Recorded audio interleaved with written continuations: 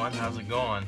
My name's Troy and I'm going to teach you how to make one of these today with some simple tools.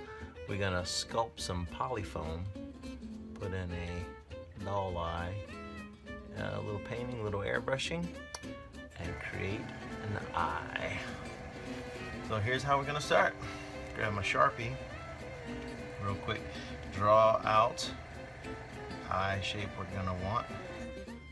Brow coming over, the bottom lash, and then we'll add an extra wrinkle at the bottom. I use Persona blades. There you go, Persona blades. Very sharp. They do dull rather quickly.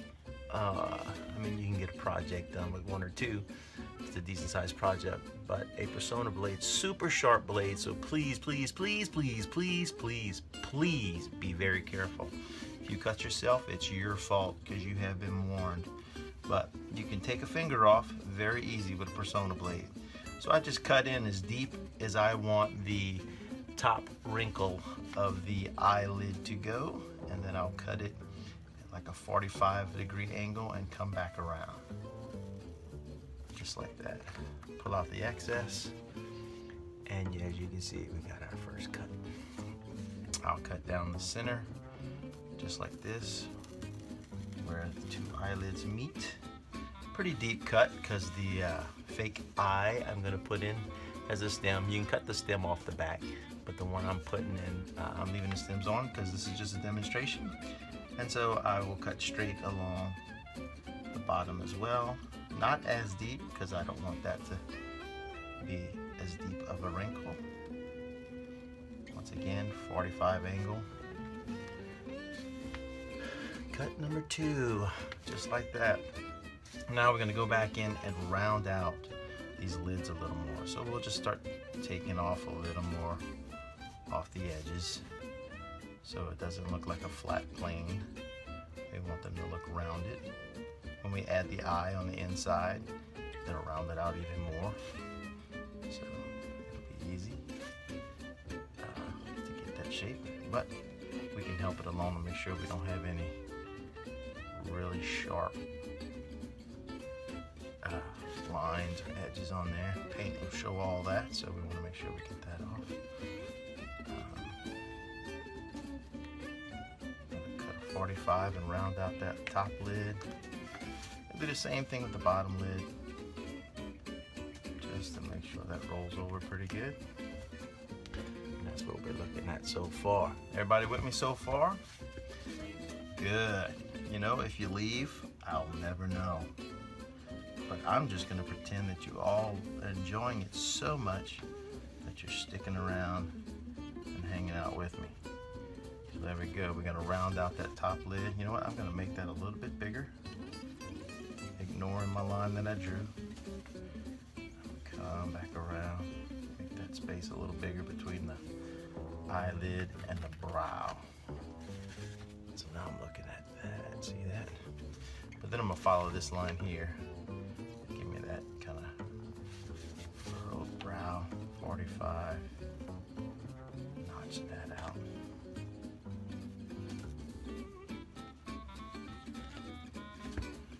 Alright, coming together.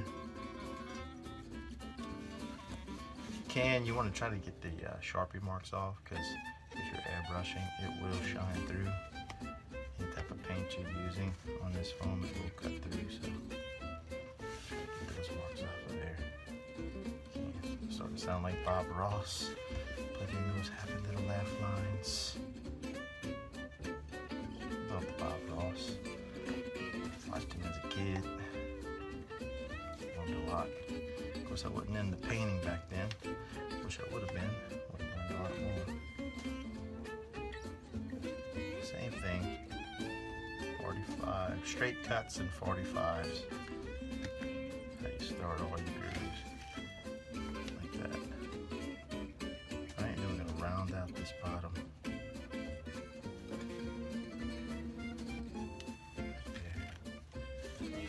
Round out this way. Round this one out.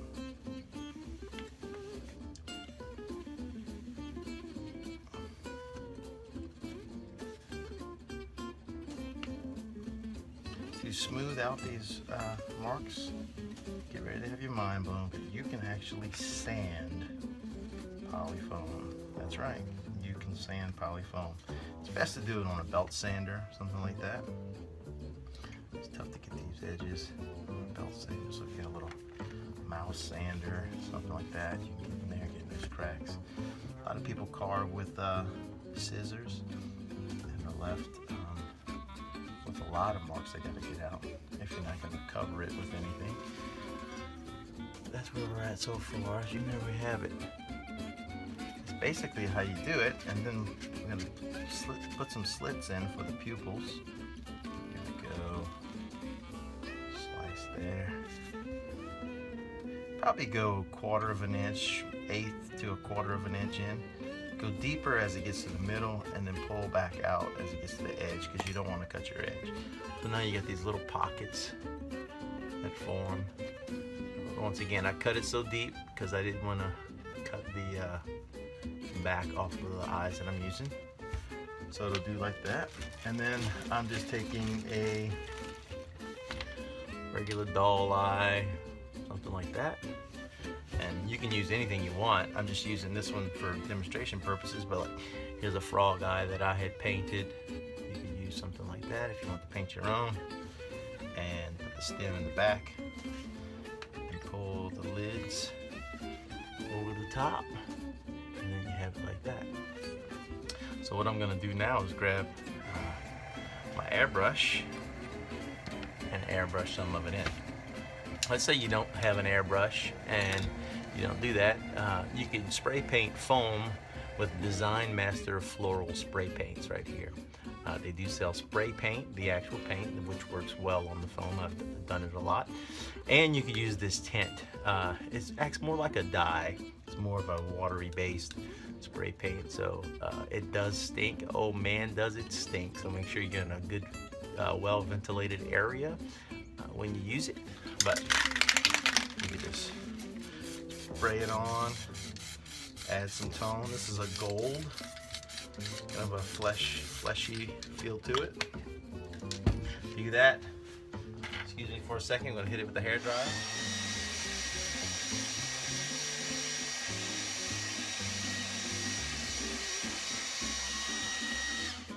Just like that. So I'm going to grab my airbrush with some earthen red in there. All right, spray it on here.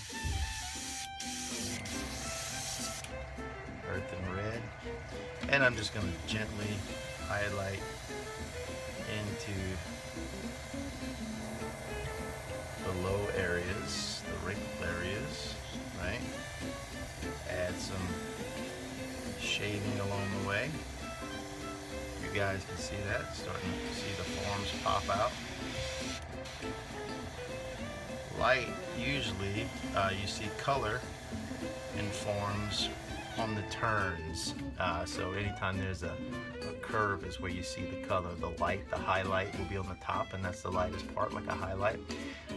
Right at the curve is where you see the color, and then as it fades to shadow, it starts to get darker. So you want to make sure you cover the curved areas, just like that. Alright, so that's step one.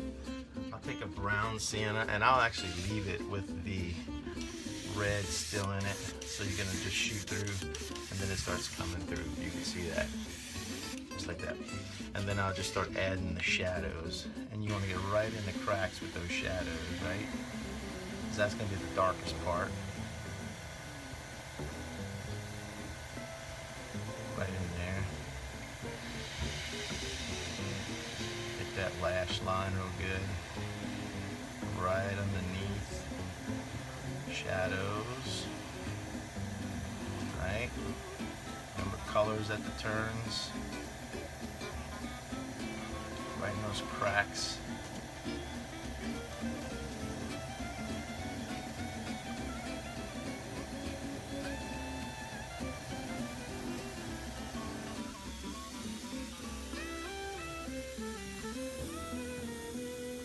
Leaving the area for highlight so you see it.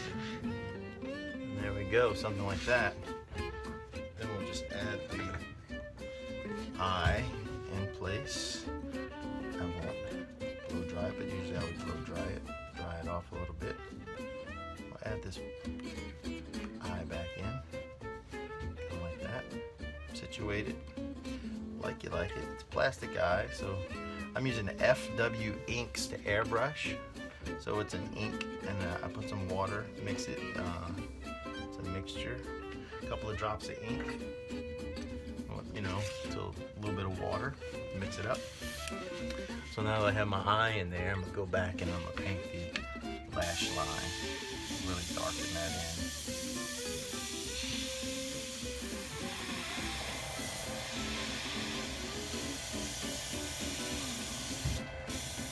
Really makes the eye pop. That lash line's dark.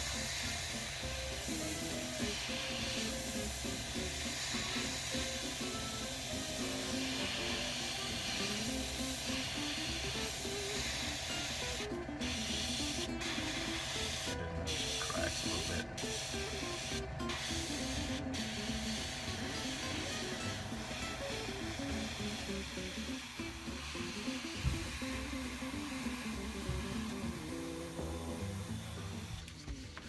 There you have it. A carved eye. Now if you wanted to take this, you could actually get a little more believability if you are an airbrusher. Dip in there. But you can do some modeling with your airbrush. It's called modeling, veining. Put a little blue, put a blue tone in there. And you want to get real close, limited pressure, and you just want to start making squiggly lines. So, might be hard for you to see on camera. Just making some squiggly lines.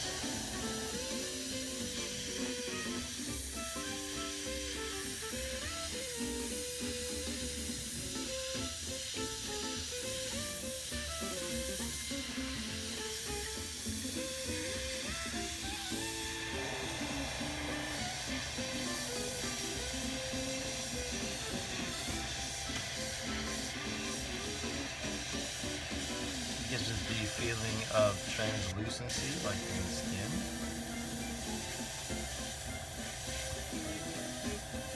I actually should be doing this a little finer, a little clumsy and thick with mine. But you can see, you can model in some veining and make it a little more believable. You can do this is one that I did earlier. Here's another one. You could do a reptile eye. You could do all kinds of things just with the technique I just showed you. So have fun. Make some eyes. That's creepy. Make some eyes. Have a good time. Thanks for watching.